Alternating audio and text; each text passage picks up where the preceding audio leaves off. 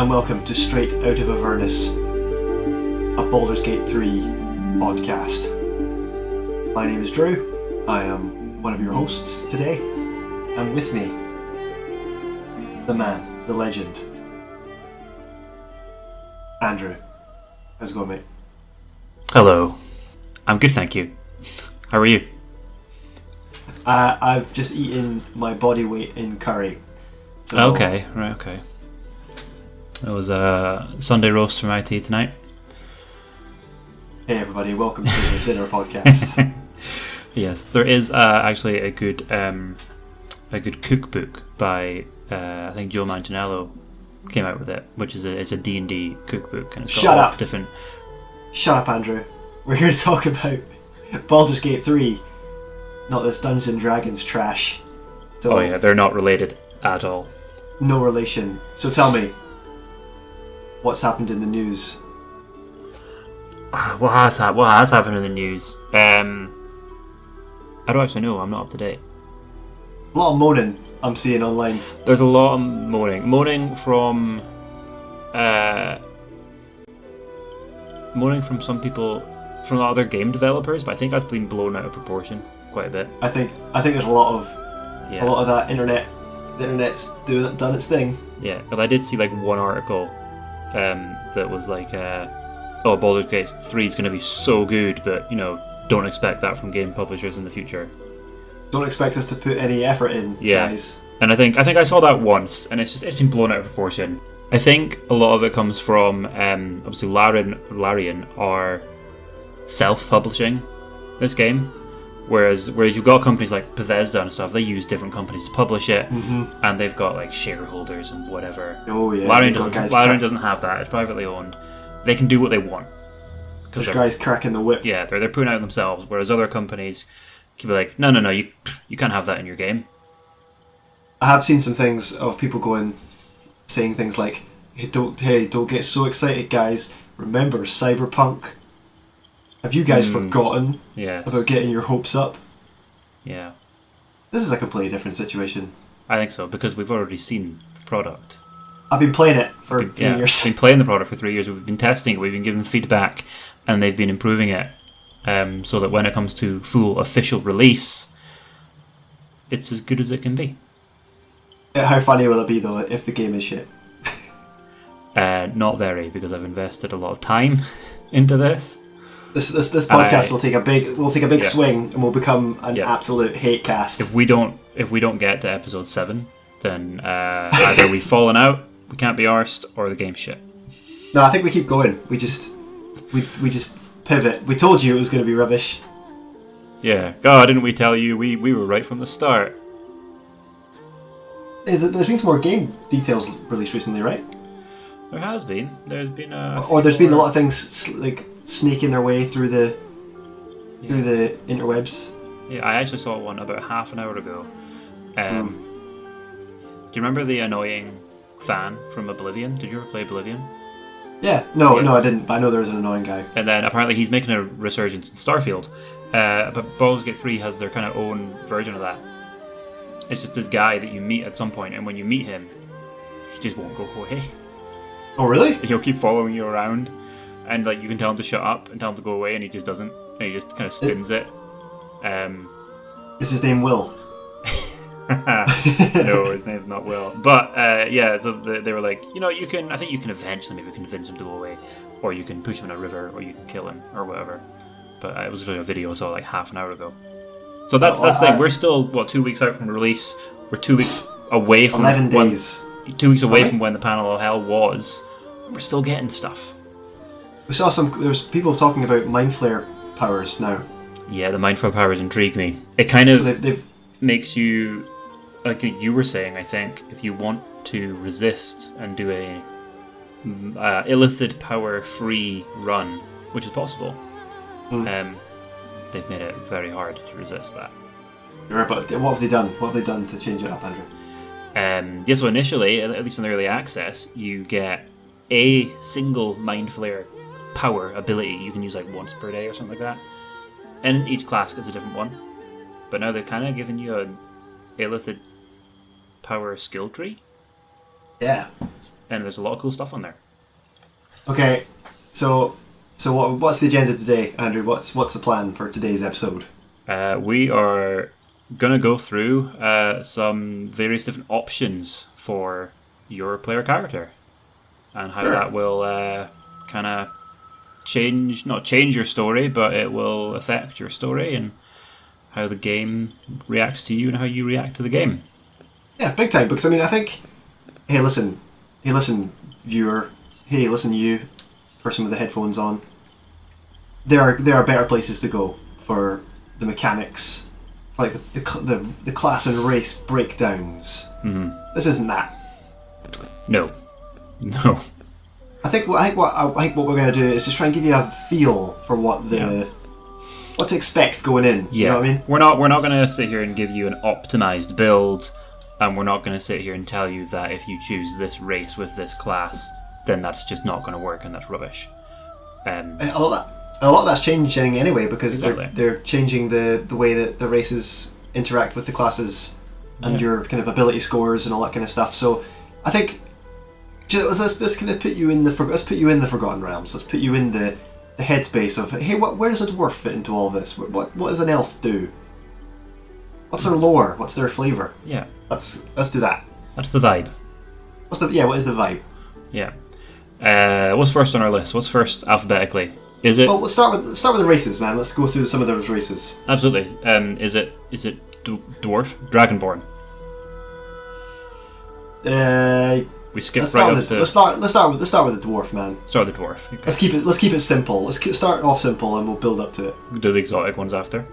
Yeah. Alrighty. Just keep it simple. What? Tell me about dwarfs, mate. Dwarf. The dwarves in D&D, the dwarves in this game, they are not at all very different from the dwarves you would find in fantasy epics like Lord of the Rings, to be honest. Let's be 100% honest.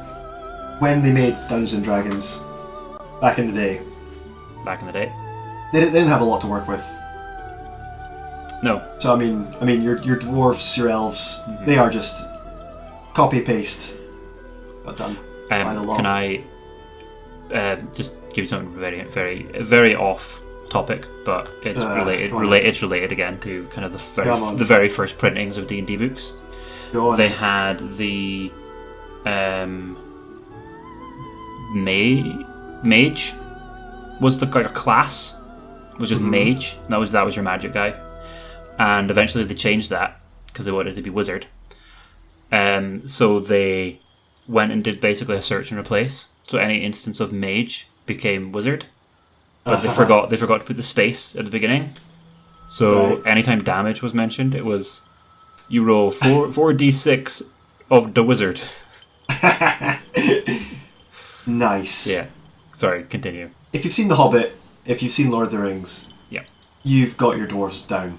Yeah, and they have they get racial abilities that relate to stone cutting or masonry or whatever they are. Yeah, I think Your your mountain-dwelling miners. your dwarfs are your kind of stereotypical dwarf in that sense that they like digging, they like mining, Yep. they like underground halls, they love their gold, Yep. and they love a grudge. If you mess with a dwarf and give them reason to, they will hold it against you forever. Yeah. Dwarves, and they will hold that against you a lot longer than a human will, because they live a lot longer than humans by a good few hundred years, I think. And they're usually kind of associated with like, being sturdy and being tough. Yeah. Having that resilience. A lot of their kind of racial traits are kind of protection from poisons, and Which makes sense because they like a drink. they love a drink. They love a drink. But yeah, Sure do.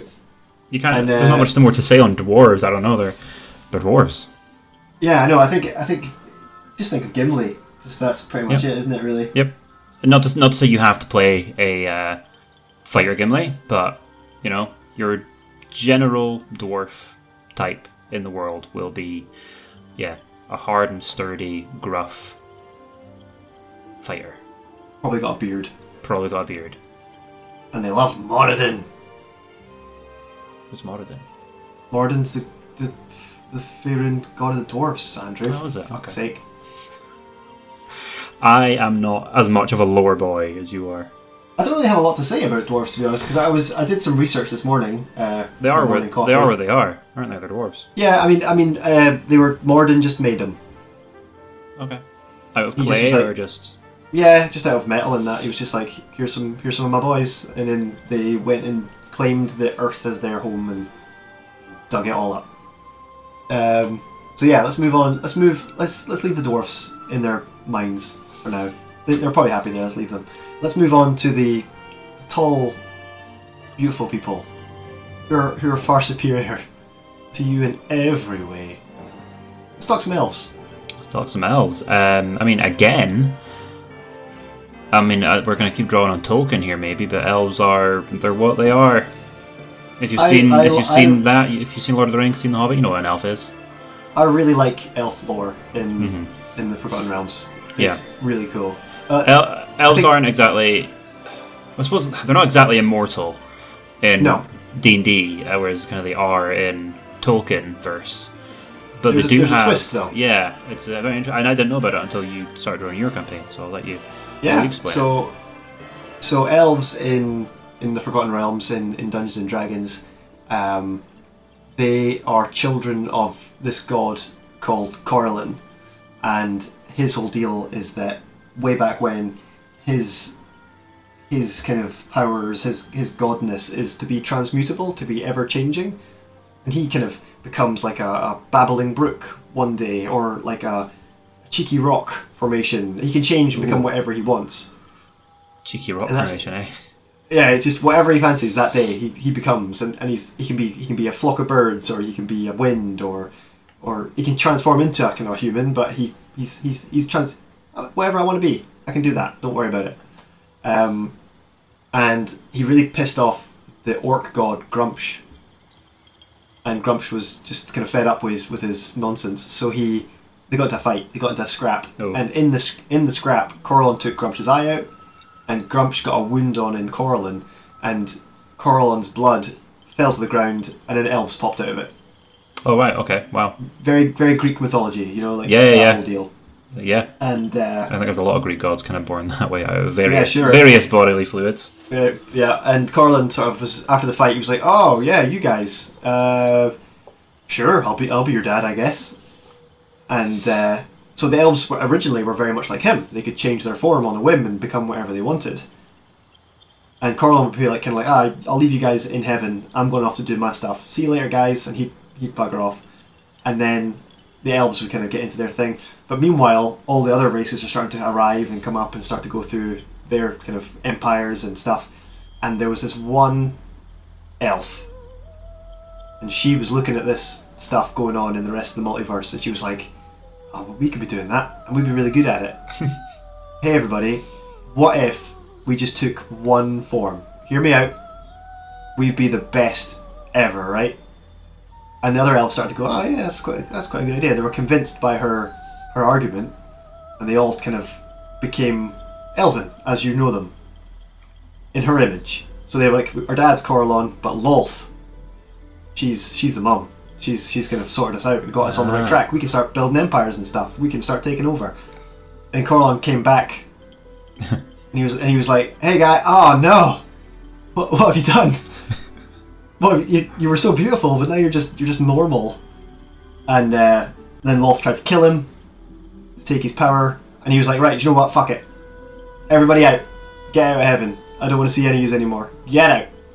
And he kicked all the elves out of heaven, and then they kind of settled all over the multiverse. That's why you get so many different types of elves. So there's the High Elf, the Wood Elf, the Eladrin, the Shadar-kai, the Astral Elf, the Drow even. So there's so many different variants of the elf, because they've spread out. They have no home. They've spread out across the multiverse, and wherever they go, they sort of have that transmutability, that they take on an aspect of their Okay, yeah, that home. makes sense. That does make sense as to why there's so many different kinds of elves in D&D, yeah. But because, and this is like the twist on the Tolkien elf, is that because they're not allowed back in heaven, they don't, when they die, they just reincarnate and come back as a different elf. Yeah, and they can They do become like a different person, but they can re-access their memories through dreams or something. Is that right? Yeah, they go into like a trance and they can remember. They get sense memories and things like that from past lives. So they're like in a very kind of solemn, kind of somber state in a lot of ways. That was And I find that interesting. yeah, that's Hey, very sorry good. for that. Very good history lesson. Sorry for that lore dump, folks. No, that's good. But it explains why kind of the differences between the races, especially the ones in the game. You have your elf, and then between the elf, interestingly, you've got two options. You've got high elf and wood elf. Yep. And your high elf, I guess, is your Elrond, Oh yeah, definitely. and your Most wood definitely, elf is your is a Thranduil. Thranduil. Yeah, Thranduil. Yeah. Thranduil, yeah. Legolas is dad. But yeah, so I mean, what's the vibe of an elf? What do you think? Yeah, I mean, the vibe of the elf is kind of what you'd expect. Kind of a we are better than you. We are artsy. We are academic. We understand things a little bit better than you can. Yeah. We're a bit more in tune with our nature and our feelings. I'm 700 years old. I've mastered loads of instruments and different forms of music, and I've also been a baker at one point. You know, they're... Isn't it quite annoying, though, when you're setting up a D&D game, and you have a player come to you who's level 1, and they want to play an elf, which is fine, but they're like, my elf is 500 years old, and he's just now becoming an adventurer. You're like, Level 1. Level 1. Like, right, you have to... What's he been doing for 500 years? Hey, Andrew, I solved that problem. I just killed them all. You did. I killed all my elves in my homebrew setting. You were setting up your campaign, you were just like, I don't want anybody to play an elf. And then one person did. Elves are elves. If you've seen Lord of the Rings, you know what an elf is. We're going to be referring to Lord of the Rings a lot in this episode. I mean, it is where most, like, this setting and everything gets their fantasy inspiration from, let's be honest. Yeah. Tolkien kind of pioneered the fantasy genre, I suppose.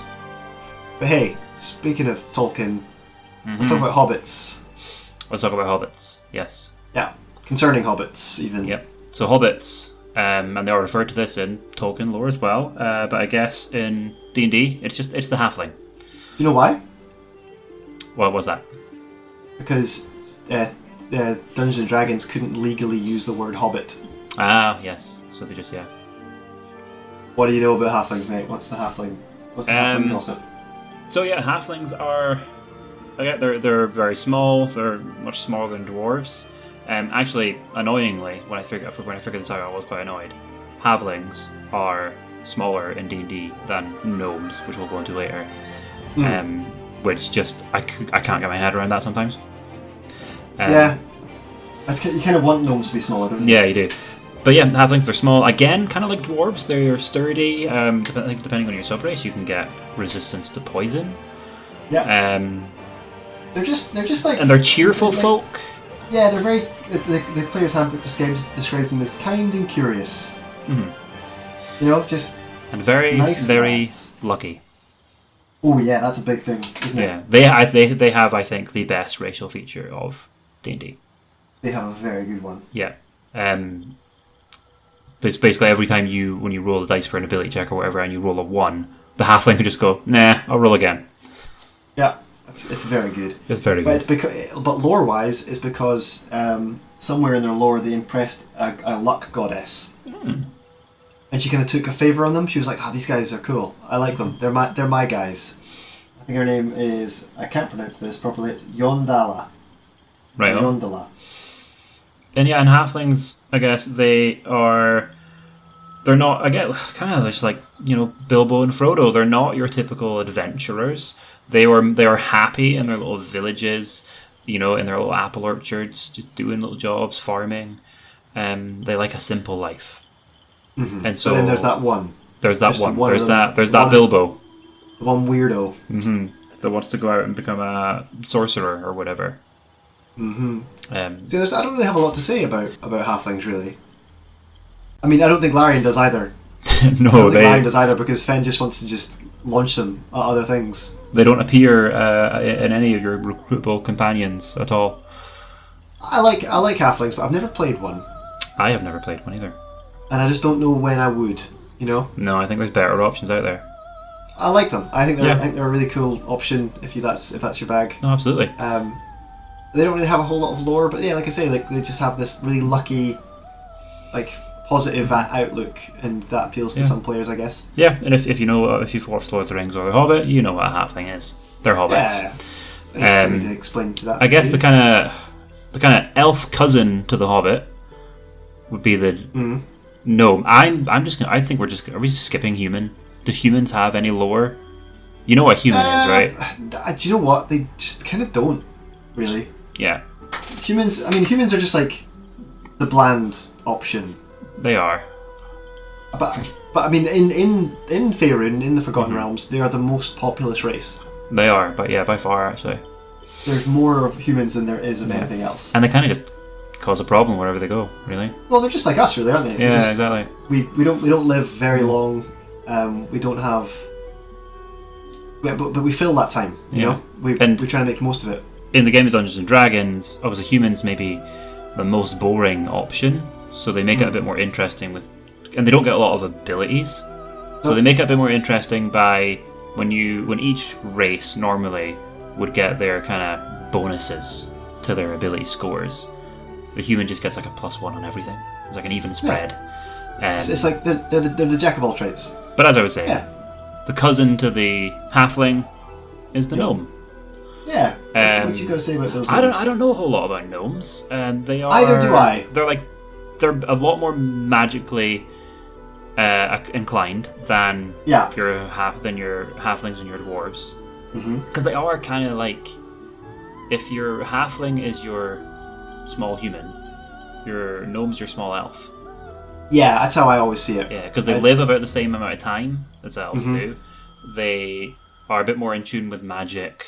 Mhm. Gnomes as well are inventors.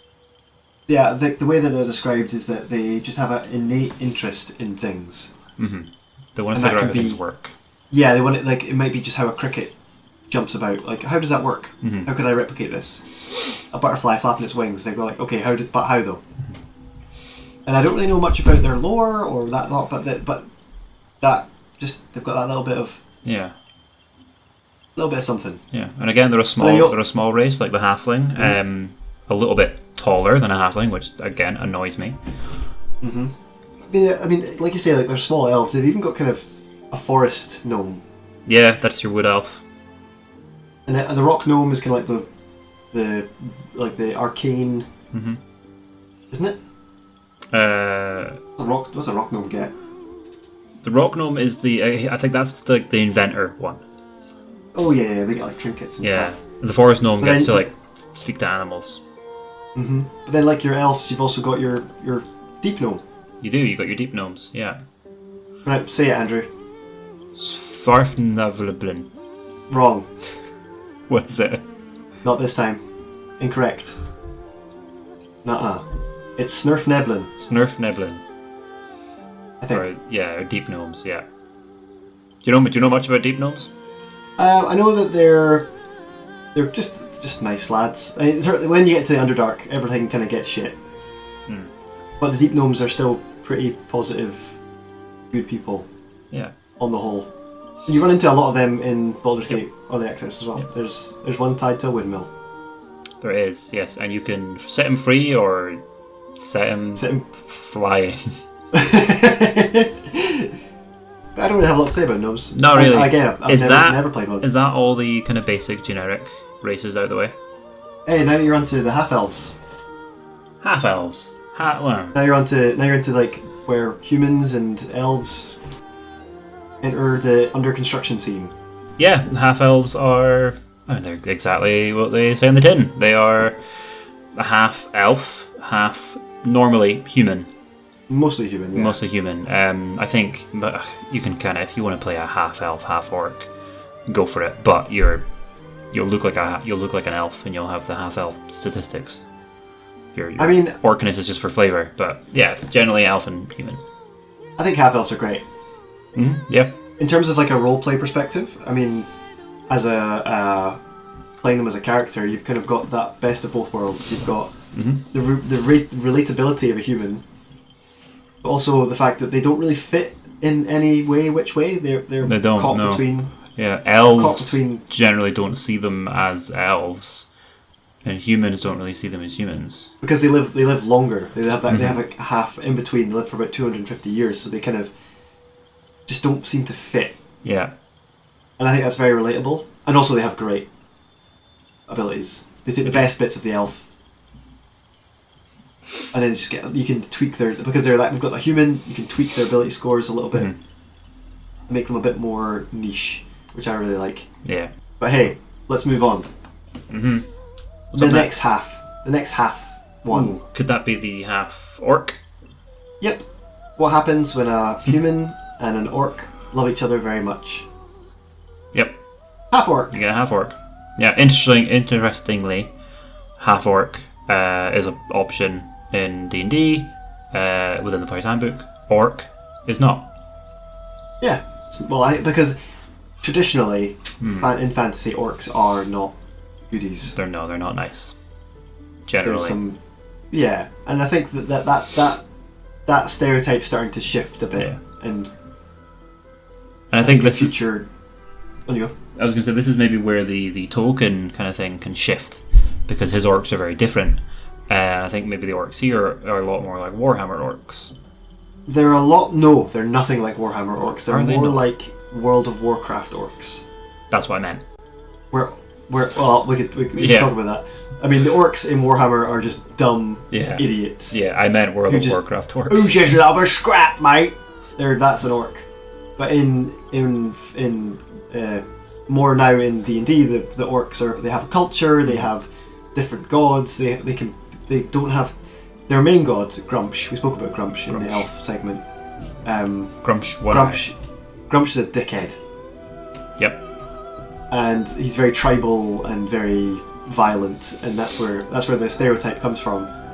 But it doesn't have to be like that, and it shouldn't be like that. Orcs are those races that are like the Drow in a lot of ways, that they're just kind of tarred with a brush. And I think the half orc was a kind of a push in the right way to kind of get out of the stereotypes, you know.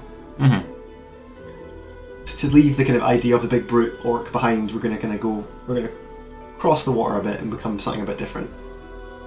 Yeah. And I mean, there's not a lot to half orcs. I mean, I think that they've implied now that orcs can integrate with human society, or integrate with the other societies. So that's where these crosses come. I think before there was some really bad connotations. Yes, I think orcs, kind of in previous editions and kind of at the start of 5th edition, orcs are, they're evil, they're bad, they're raiders, they're pillagers, and your half-orc was generally the result of something not so nice. Yeah, so I think that's gone. I think that's definitely out the window, and I think what they have now is the half-orc race is awesome. It's got a lot of really cool abilities, usually combat focused, so you've got you can come back from a mortal wound, you can hit harder on your crits. Yeah. Generally not a social race, and not a magical race. That's all changed with your stat changes now, but it can do, absolutely. But what you have baked into the race is like just a tough lad who gets that from his heritage of the orc side. Absolutely. We're gonna jump around in the alphabet a little bit. Let's do Dragonborns. I think we've been learning the alphabet quite a lot. Fuck the alphabet. Dragonborns. Dragonborn is an interesting one because you would think, looking at them, Dragonborn, I know what that is. That is that's like a half dragon, right? Wrong. They're not. I can't remember exactly what their lore is, but they are not half dragons. You don't get a dragonborn by mixing dragon and something else. I can't remember where the Dragonborns come from. I think it's all like very much like we don't know. Yeah, I can't exactly remember where Dragonborns come from either, but it's important to know they are not. They're not half dragons, but they are related to dragons. But they're also their own thing. Sure. I mean, you get in D&D you get 3 dragon types. You also get 3 Dragonborn types. Mm-hmm. In Baldur's Gate you only get 2 though. You get the chromatic and the metallic. Yeah. And generally, when it comes to dragons, metallic are the good guys, chromatic are the bad guys. But your Dragonborn don't need to follow that at all. You can be a red Dragonborn. Red dragons, or that's your Smaug. Yep. Oi, Andrew, stop. Name all the types of Dragonborn. Oh, jeez. Okay. So under the chromatics, you'll have your red, green, white, blue, and red, green, white, blue, and black. That's the baby side. Do the other ones, the metallics. What we got? Oh, jeez. Okay. Brass, bronze, Yes. gold, silver, Uh oh. copper. Yes, he did it. He did it, I folks. always get them mixed up. I've got Now, I've what got are a their player breath in my. weapons? Oh no, I'm not doing that. I think the chromatic ones are easy, but Yes. the metallic ones, no, I don't know. And I mean, I don't know if they're going to implement the kind of the newer breath weapon rules that have been coming out, because hey everybody, knows? this is no secret, but in the player's handbook, the Dragonborn are crap. Dragonborn suck. They look so cool, but they're just Yep. rubbish mechanically. Hence why we've not really ever had one in our games. Yeah, Until kind of Fizzbands came out and they revamped the Dragonborn and made it better. a lot better. Yeah, so I don't know. I don't know how much of that Larian. I mean, they've taken quite a lot from different. Yeah, I think they'll probably take the Fizzband stuff if they can. I hope so, And make it better.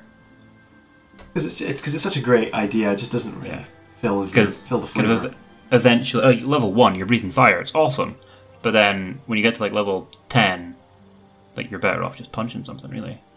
Yeah, exactly. Yeah. You kind of want to have that every round. Yeah, you want to be able to breathe fire whenever you can. Absolutely. Which is kind of what Fizzbands does. It makes it better. It makes it more viable to breathe fire. Oh, hey everybody! Sorry, we should probably clarify that Fizzbands. We keep saying Fizzbands. It's a book. It's a Dungeons and Dragons supplement book. Yeah. If I imagine, so many people going, "What the fuck are they talking about?" Fizzbands. What's that an acronym for? No, Fizzbands. He's a wizard. I would have thought so. Yeah. And it's a book. What's the book's called? Fizzbands Treasury of Dragons. There's so many different books, but this is not that podcast. No, but I think it does have crossover because we've seen the other side of the fence, you know. So that's your Dragonborn. I think we did a great job explaining what Dragonborn was. That was rubbish. Yeah. But we'll move on. I don't. They're so shit mechanically. I don't even want to think about them again. Yeah. Tiefling. Yeah. Probably one of the coolest races. They are. I love Tieflings. Tieflings are great. Tiefling are your devil people. Fiend people, yeah, but Fiend people. I think they're more. Fiend people, I importantly. think the ones that are going to be in Baldur's Gate are definitely tied to the devils and the Nine Hells. Well, the ones we have in Baldur's Gate are going to be the Asmodeus Tiefling. Oh yeah, sorry, Yep. I will clarify. The races, the sub races, and the races of the Tiefling that we have in Baldur's Gate are all tied to a specific layer of hell and a specific devil lord. Like Archduke.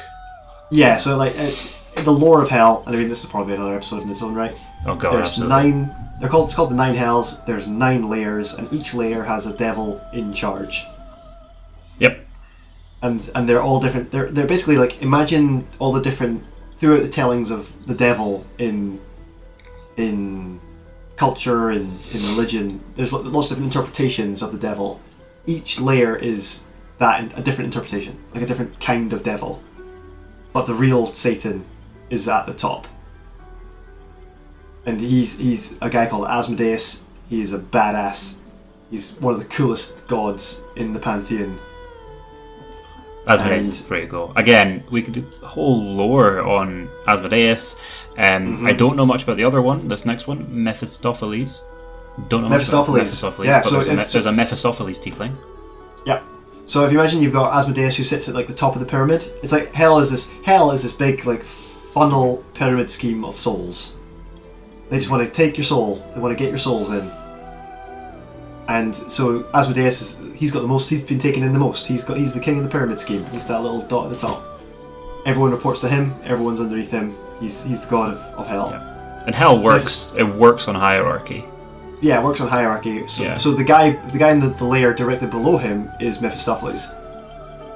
Is it? Yes, he's Is in it not? the. I thought it was. Where's Dissipator come from? Dissipator's on level 2. Oh, so Asmodeus is at level 9. Mephistopheles Yes. level 8. Gotcha. Yes. Yes. And Mephistopheles, he's on a cold layer. He's on like one of the cold hells. Icy And hell. He doesn't like it. He's bitter about it, and he just wants Asmodeus' job, and he thinks he could do better at it. You won't get this. You won't get this. You won't get this reference. But imagine like Asmodeus is Goku, Mephistopheles is Vegeta. I don't get Yeah, that you- reference, but yeah, I'm you sure would get plenty of other people do. I mean, I understand what you're on about. I just never watched that. But but if you may wonder why all of his spells are fire spells. Mephistopheles? Yeah, I was looking at that. Yeah. Your tieflings, you get Burning Hands and Flame Blade. But the reason of that is because Mephistopheles is working in secret labs developing better fire. Better He fire. likes fire. He likes fire. He thinks it's good, but he thinks he can improve it. Do you think you can make it better? Yeah, so that's why all the spells you get as Mephistopheles Tiefling are fire based. Yeah, interesting. Very interesting. And then the third one, I think we go from level 8 all the way of the hells, all the way to level 1 Yep. for my favourite Archduke, Zariel. I love her. Again, we could do another whole lore episode on Zariel. She's fantastic. I have a feeling she's going to come up a lot in the game, and she's going to be a big deal. So if you choose her as your Tiefling type, Yeah. I mean, for a start, you're going to have a connection with Karlach, one of the Yeah. companions. Because Zariel looks after Avernus. Yep, she's in charge. Yeah. And her backstory is awesome. Oh, her it's so good. Her story's cool. She's such a sympathetic, but at the same time, Yeah. just really horrible. She's been her whole thing. We'll probably talk about her a lot. She is essentially she's a fallen angel Yeah, who I think she was kind of getting fed up that this blood war was going on, and she was like, "Hey gods, we can stop it." And she tried to go and stop it, and got captured and turned into a devil. I think she was the bureaucracy was getting to her. She was Yeah. kind of like, we must be able to do something, guys. Yeah. And then she got there. I was like, oh no, this is a disaster. And then she worked her way up to the top. I saw this really cool quote from Zariel this morning when I was doing my research. The quote is, "My legions are the only thing standing between your precious seven heavens and the bottomless hunger of the abyss. I did not fall into the clutches of evil. I rose to shoulder the cosmic burden." Nice. What quote, eh? Yeah, it's pretty good. She means business, does Zariel. She's not fucking around. And the thing I really like about tieflings they are not evil at all. They are not. They are. A tiefling is a consequence of someone else's actions. When we say they're devil people, they're not half devils. That's a Cambion or a succubus.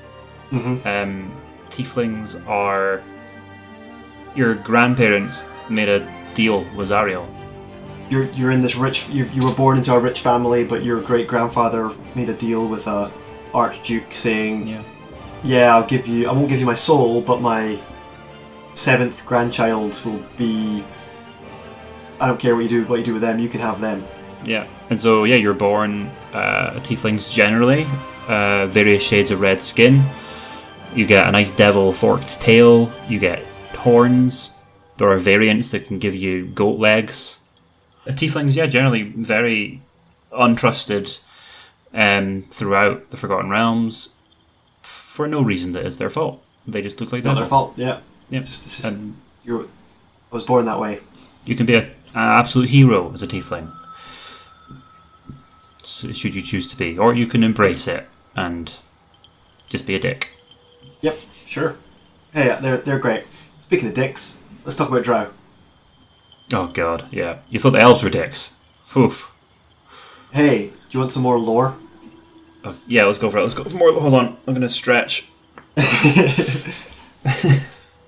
So we were talking about the elf story earlier, and how Corellon that there was that one elf that fucked it all up. Well, the elves that were closest to her when she was kicked out of heaven, she got hoofed. She got hoofed pretty bad. She got hoofed into a place known as the Abyss. Oofed. That's not good. And the Abyss is like, how do you even start with the Abyss? It's like hell. It's hell on steroids. It's hell, but worse. Yeah. It's an all-consuming, infinite plane of destruction and corruption. Yeah, that's the thing. There's 9 layers of hell, and They're all bad. They're all bad, and there is hundreds and thousands of layers of the abyss. It's infinite. Yeah, it's just awful. And it's just filled with things that just want to kill and rip. Like in terms of like the hells of the 9 hells, there's a structure, there's order. Mm-hmm. Yeah. They're evil, but they have laws. Yeah, they have rules. I mean, they'll follow the rules. If they will try and kill you and take your soul, but if you have them on a technicality, they'll throw their hands up and be like, okay, there's not a lot I can do with this, lads. Mm-hmm. But in the abyss, if you knew there was a demon coming, everything's dead. You're all dead. In the worst ways. Yeah. And it's awesome. In its own right. But that's where Lolth ended up. She got hoofed into the abyss. And the rule of the abyss is if you're the strongest, you're at the top of the food chain, baby. Mm-hmm. And she fought her way up to the top to claim a whole level to herself. And unfortunately for the Drow who were closest to her, they got hoofed into the Underdark, and she has her claws in them. Mm-hmm. I mean, she ain't called the Spider Queen because she's nice and friendly. Nope. Mm-hmm. And the Drow are kind of stuck in... I mean, I think in terms of like races in lore, they are really powerful. And if they wanted to, they could cause so much problems and take over so much. However, Lolth believes in that fight for the strongest, that survival of the fittest mentality. So the Drow are in a constant war amongst themselves. That is in one term chaotic, but in the same time they have to be following the rules. Mm-hmm. Like they're tied to all these bureaucracies and all of these like laws and logic circles, but they're all being told by their goddess to kill the fuck out of each other. And the Drow kind of structure works on a matriarchy as well. Ooh. You've got priestesses of Lolth essentially, and your male Drow are they're used as warriors when they can be, and sex slaves, for put another term on it as well. They're just there to reproduce and to fight when they need to. But it's not their fault. It's their god. It's their god. She's a dick. Yeah, they've just been kind of brought up in this structure, and there's no way out, really. Yeah. So generally, your Drow tends to be evil narcissist. True. But you can break the mold. You can choose to play a Drow that is completely not like that, and it's been like, you know what? I don't like these Drow. I'm leaving. And a lot of them aren't. A lot of them don't. A lot of them are trapped in this system that they can't. They basically have to get on board or die. Pretty much. So some of them do escape, and some of them do make it to the surface. There's the very famous Drizzt Do'Urden, who's a Drow ranger, and he's like the kind of hero of the Forgotten Realms. But his whole story is the first part of his life is trying to get out of this, like get away, and get to where he might kind of even if he's roaming the Underdark on his own forever, at least he's not part of this. Mm-hmm. And they're fascinating, and they're a great race, and they're one of my favourites. Just for that reason, it's just tragic. But hey, I mean, recently added. I mean, this is all recently released and revealed. Is hey man, you've got the Drow. They're like the Dark Elves. Mm-hmm. They're doing the Duergar as well as their own thing. Duergar. So not just a subrace of dwarf, but just a completely different type of dwarf you can choose to be, which is the deep dwarves, the Duergar. And I think they're more interesting than dwarves. Oh, I think so. Yeah. Their lore is very good. All right, go on then. Which is a shame. I'm so sorry. I'm so sorry, guys. This is my thing. I think I like. But yeah. I mean, they're tied to this game in quite a few interesting ways. Right. Here's the story. Right. The Duergar were a clan of dwarves originally, and and they had their own halls and stuff, and they were all kind of set. But they just couldn't. They got a thing in their head where they just weren't happy. They weren't satisfied. They had to go deeper, and they had to go. They had to keep going deeper and deeper, and they were never could get that dissatisfaction out of their heads. Gold started meaning nothing to them. Clan and family started meaning less to them. They just had to go deeper. And it was a compulsion, and they drove other dwarves away, and the dwarves started to hate the Duergar clan for what they become. Did they find a Balrog? No, they found worse. Oh god. One day they got to the bottom, went through a wall. Hey, guess what? Mind flayers, baby. Mind flayers. There we go. There And they the mind are. flayers. It was the mind flayers all along, putting that little seed into their brains, I telling see. them to come down to them. And then they enslaved them, I guess. Yup. They did some enslavement. The Duergar got. That's why they have psychic resilience. Yeah. So they were enslaved for ages, and hey, somebody came along. Who came along? Some big Chad lad came along and was like, "Hey Duergar, I hear you're having a hard time right now. Do you want to make a deal?" Who could that It was be? Asmodeus, baby. Of course it was. So they've got two ties to Baldur's Gate: the Mind Flayers, but also the Nine Hells in a way. Yeah. And just like the Drow, they're very sad. The Duergar, though, they have a very interesting ability. Yeah, they do. Where they could make themselves big Or small. or Smaller. small. Yeah, they can generally bigger when you're fighting them in this game. They all just decide, hey, let's just all be double our size. Great. Right. Yeah, love that. Yeah. So Yeah. that's. Do you have any more to say on the Duergar? I think I like the Drow. They're dickheads. Like they're kind of in a different way. The Drow are kind of trapped, but the Duergar are trapped in themselves. Mm-hmm. They don't love things anymore. They have no passion. Their drive is gone. Not true of all the Duergar, but on the whole, that's how they're represented as a race that have lost. I think that's an important part as well. Like all these things we're saying about the lore for these races. Whether you're playing in this game or whether you're playing D&D, you don't have to conform to that. You are an adventurer. You are the exception if you want to be. So our last race, then. Oh my god, we've been at this forever. We have been. Our last race is one that is again not a player's handbook race, and we covered this a little bit last week when we talked about, as I like to call her, Bazel. Githyanki. Yeah. God, Githyanki again. So much lower. The odd one out. Yeah, but they have the strongest tie, I suppose. Maybe on par to Duergar. More so, I'd say, to the Mind Flayers. Definitely, yeah. They are. They are yeah.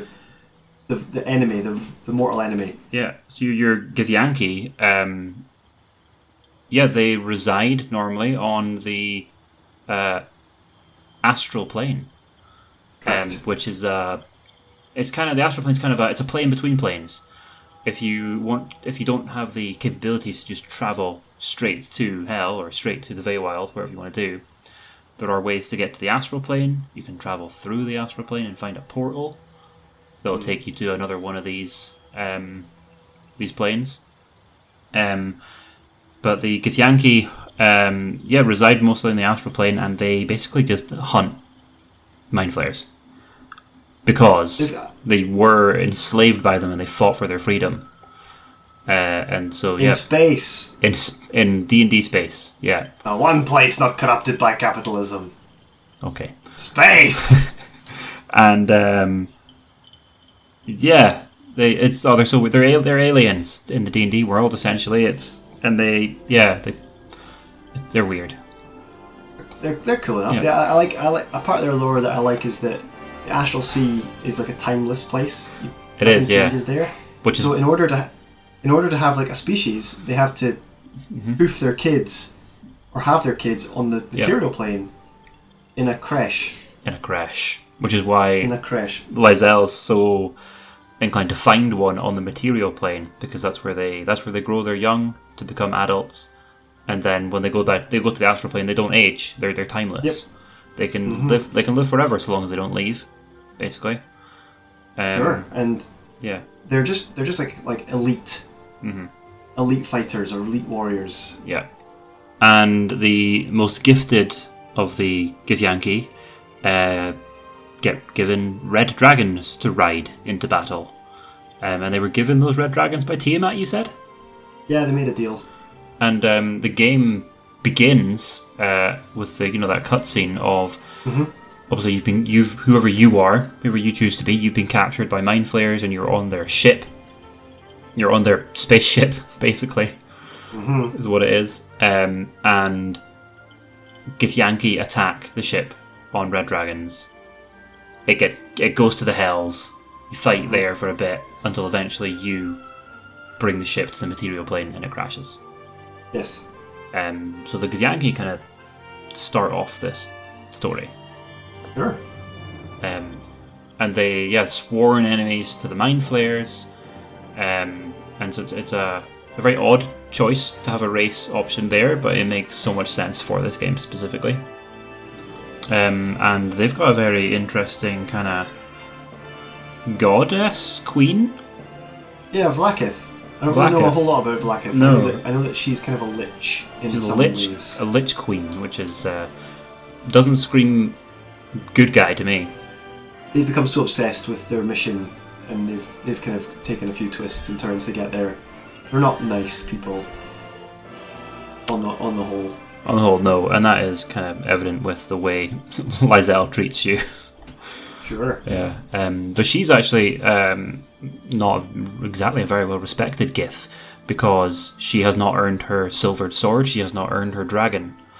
That's what she wants. Though. Yeah, and I think that they respect that, the Gith.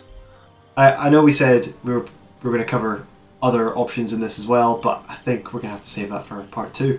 I think so. I think we'll have to do a part 2 on this one. Character options part 2. Yeah. Classes. So this was the race episode, and next week we'll do the classes episode, and that'll round us off, hopefully, before the game comes out. Sure.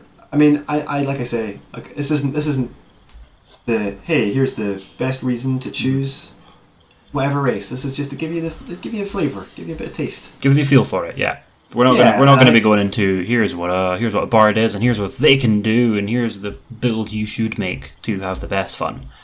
Yeah, but hopefully by listening to this, you've got maybe a bit more of an. I know we gave the halflings and gnomes pretty short shrift, but I mean, hopefully you may have a reason to play these guys. Absolutely. Choose this as your first Tav. So that marks the end of the race. Who won? Oh god, definitely not our listeners. Sorry, guys. But play what you want. Play what you like. Play what tickles your pickle. Yeah, we're just here to kind of give you the feel, give you the flavour. Yeah, sure. Yeah. And I think we're gonna leave it there, and we'll come back soon with more stuff. More stuff, more options. There might even be more news. Whoa, guys. Probably will be. Hey, but Andrew, what's our socials? Yes, so our socials, we are Straight Out of Avernus, if you want to find us on Spotify. We are Straight Out of Avernus if you want to find us on YouTube. We are Straight Out of Avernus if you want to find us on Instagram. And we are Straight Out of Avernus if you want to find us on TikTok. We are so very active on those last two. Like, whoa. I'm hoping that once the game comes out and we start streaming and stuff, we'll have more stuff to post there. But yeah, we will eventually. And if you want to get in touch and tell us how amazing of a job we are doing, you can leave a comment on our YouTube videos, or you can even send us a cheeky email at straightoutofavernusbg3@gmail.com. Nice. Yeah. Because apparently people are listening. People are listening, yes. We have followers, we have plays, maybe not after this week. Yeah, absolutely shocking. Just a little insight, obviously we're going to do some editing, but at time of recording right now, we've been talking for 1 hour and 23 minutes. I think my wife is cross. I think mine is too. So you're going to get this to under 50 minutes, right? We'll see what I can do. But for me, I'm going to say goodbye. Yeah, I'm going to say goodbye and good night as well. Good night, my friends. Until next time.